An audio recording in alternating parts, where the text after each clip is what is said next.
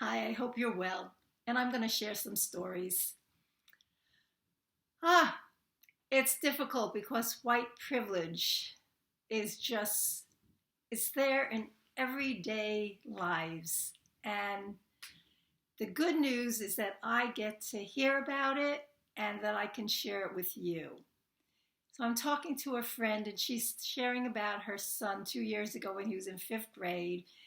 And two white kids were bullying him. And one day at recess, he'd had enough and he took one of their jackets and he tossed it to the ground. Well, he gets written up and he gets suspended, and nothing happened to the two white children. She then goes in for the report and they write that her child is violent.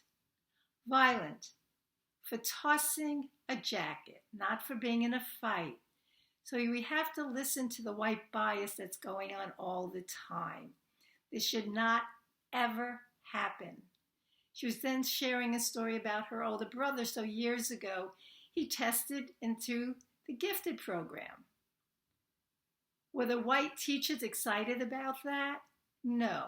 They actually were discouraging her parents from putting them into the program. And the parents were like, no, he's bored in the situation. He needs to be in the gifted program. So again, the white person says, well, we need to test him some more. Well, of course they do, right? How can you imagine that there would be a bright black child? Again, the biases that are there every day. So they tested him. He did test again, gifted, and they did put him in the program. I wish I could say there was a happy ending. There wasn't. He was bullied in that classroom, and parents decided to take him out.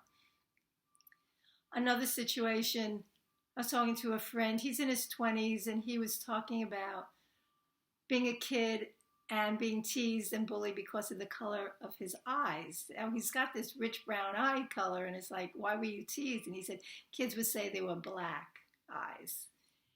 And he said, I would always have to defend myself that they were brown eyes. And he said, during the summer he would shave his hair. And the kids would tease him and say he's bald. And he'd have to explain, no, not bald, that's my hair. And going back to the eye color, he said one of his friends just hated that so much that he started wearing contacts. And then I mentioned that to another friend of mine. She said, oh yeah, my cousin always wore contacts because of that. And then I mentioned to another friend. She said, oh yes, I always wore contacts. And then she added, as a black girl, I never got compliments. And she said, I'd see the white kids getting complimented all the time just for being white. And I'm like, you're kidding, right? And she said, no, I never got a compliment. And I know for myself as a kid, yeah, I got complimented on my hair color, how it shined, the color of my eyes. Kids got complimented on their complexion. And she's telling me never. And the thing is that I didn't read that in a book. So I'm so glad. So I have to thank all of you again that are sharing your stories with me so that I learn and I can think about situations differently. And that's why I keep sharing stories to inform others that look like me, to say, pay attention to things we never would have paid attention to before. Thank you for participating. Thank you for being you. Sending lots of love.